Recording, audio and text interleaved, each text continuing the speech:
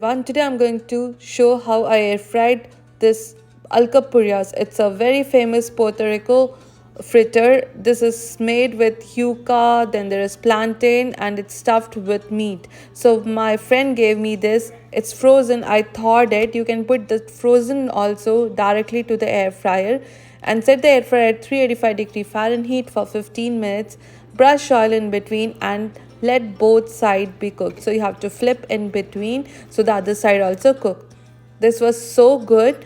I never had this delicious fritter before. So never ever thought that we can make with plantain, yuca, taro root, and it's a outer cover is like that and meat is filled inside, and very tasty flavorful recipe. So I'm going to make this all together once again from scratch. So let's see how it's going to be.